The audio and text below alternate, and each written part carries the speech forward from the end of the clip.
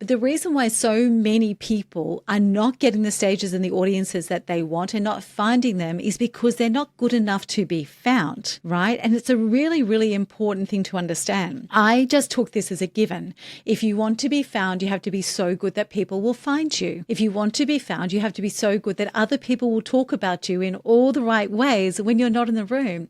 If you want to be found, there must be this circle of people who know and understand what you speak about and the value that you bring to the table so that they can tell their circles about you, especially when their circles are looking for someone who speaks on or delivers value and messages the way that you do.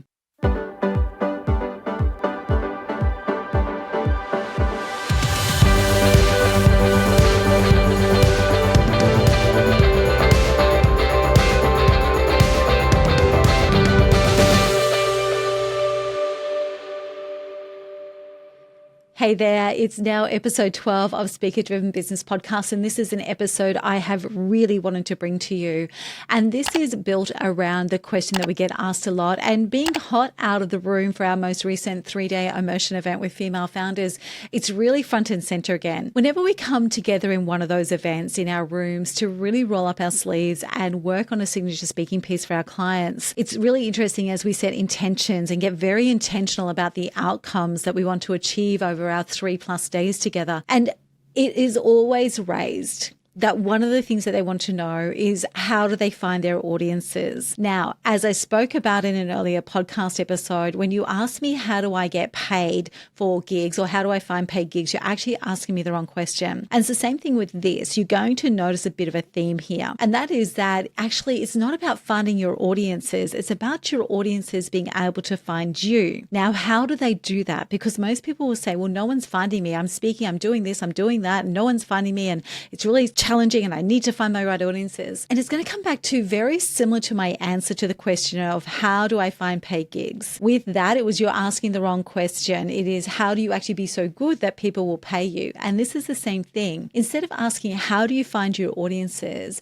how you get found is actually being so damn good that your audiences come to find you. And it's really, really important that you understand this. It's actually a principle that I learned well before I started training people, intentionally training people to speak, pitch, and sell through this current business iteration over this last sort of 5 to 7 years. And it's something that I learned as a consultant, it's something that I learned as a CEO, it's something that I learned working in regional Queensland, it's something that I learned that became central and core to what I do. We're in a region where advertising was expensive, it was traditional mainstream media, it was very expensive. We also lived in a world for much of the foundations of my career where digital and social was nowhere near important as it is now.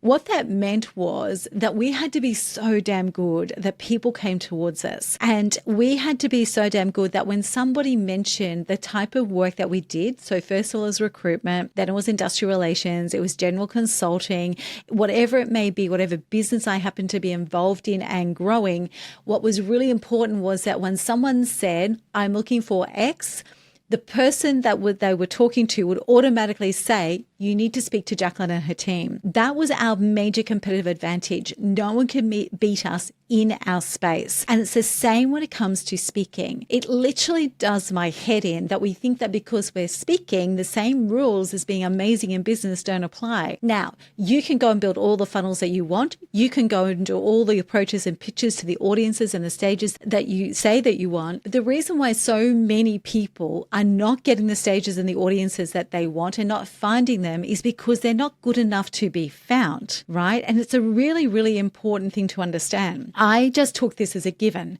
If you want to be found, you have to be so good that people will find you. If you want to be found, you have to be so good that other people will talk about you in all the right ways when you're not in the room.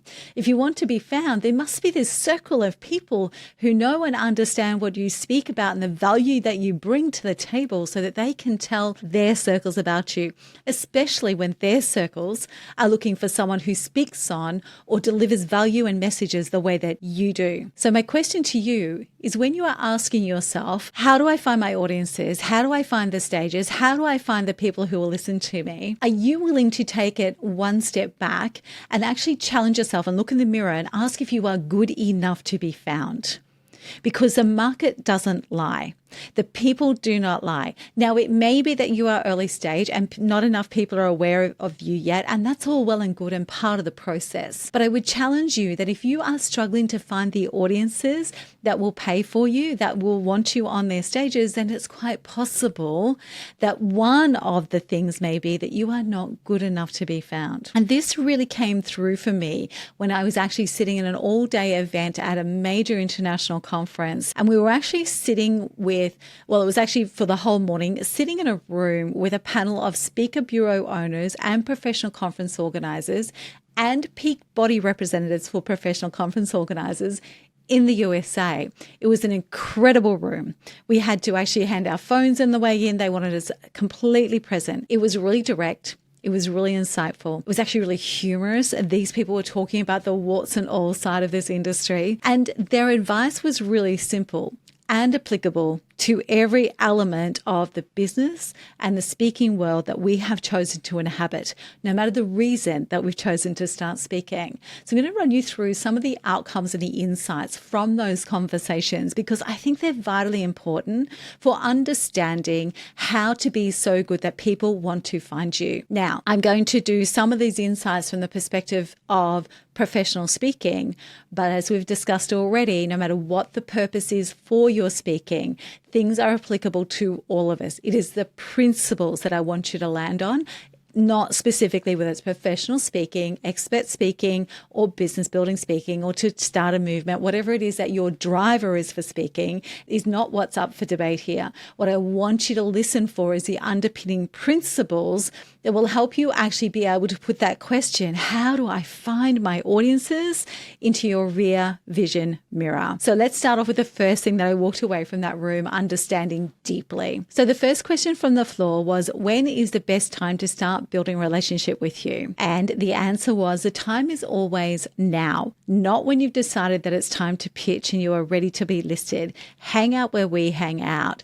There's, we were at a specific conference with this. They said events like this. Have a conversation with me if you see me in the hallway. Touch base with me now and again. Do not put me on your emailing list. Do not flip me your business cards. Do not tell me that one day you want to be listed. I don't want to know anything about that. And if you see me at an event after the first time that we've met, please do walk up and say hello. Now, this was really interesting because what it is actually one of the principles that we teach our clients from a sales perspective. And that is that the first point of contact and the first conversation, and sometimes the first several conversations, are about establishing relationship and trust and not going in for the pitch and not going in for the sell. So this is really important. Do start building relationship when you have the opportunity to do so, but do not tell them that you're going to pitch, and do not try to pitch off the cuff.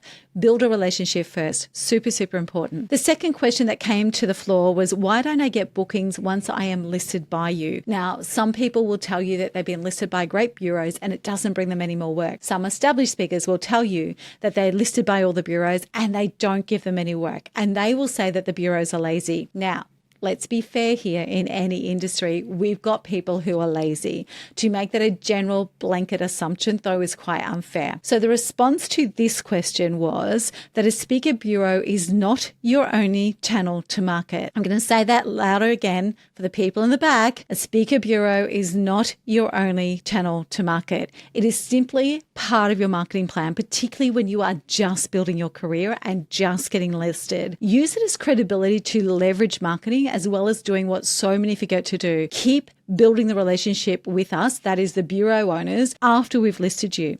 Keep updating us on developments in your speaking career. Ensure your material with us is current. Now, I just want to break into this conversation for a moment, because recently we've had 2 people actually start to actively get bookings from speaker bureaus, simply because as their keynote improved, and as they actually got bigger and better stages and brands, they actually did what we call recast themselves. So they actually recorded those new keynotes and sent them through the speaker bureau with an outline of the events that they'd spoken to. That one act of keeping in touch and just updating them actually generated opportunity for them. So don't be lazy in your relationship with them, is what they're saying. The third question that came from the floor was, what are you really looking for? So all on that panel that day agreed integrity and a gut feel that they can work with you, that they can see something in you, that this is integral to any relationship building and being successful for all of you. The basics included not being a diva, not having a writer that was pages long. If you don't know what a writer is, as you grow your career, you most definitely will. Having deep expertise was really important. Demonstrated ability to engage and entertain. The key there was on demonstrated ability. Great marketing collateral, including a really good photo gallery. Exceptional one sheets. I'm going to talk about one sheets later. Bio and MC introduction packs that they can very quickly distribute to their clients, and short and full length speaker reels. So in our world, that's a speaker reel and a hype reel. Absolutely key for all was a speaker reel, not a sizzle reel. We'll break this down later for you, but it's really, really important that you understand that what they want to see, they want to see you in action. They want to see you on the stages and the rooms that you can handle. They want to know whether you're as comfortable with 20 as you are with 1,000. They want positioning and testimonials, absolutely. But none of that matters if you don't get to the core of your message fast and show how they can trust you to engage a room. So all the testimonials and all of the positioning in the world will not matter if they can't actually see your ability to engage and hold an audience, and they don't understand your message within 30 seconds of that speaker reel starting. Really, really important. There are actual words on that day where we don't want to see a sizzle reel. We want to see you sizzle on that screen. Let that land. It's more important that they see something where you are completely owning it and completely nailing it and delivering than all the story reels in the world. The fourth question was, how do we pitch to you successfully? Now, the answer to this was, you don't.